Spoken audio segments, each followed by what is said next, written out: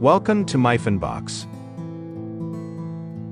In this video, we will explore how to import bank details into MYFUNDBOX. First, log into your MYFUNDBOX account using your credentials. Navigate to Settings from the menu. Click on Import, and then select the Bank tab. The following required fields are present in your file: AC holder name, account number /IBAN, BIC /SWIFT, amount, booking date. Now, click on the Upload button to add your file. Note, only CSV files are supported. Select a comma or semicolon as the delimiter.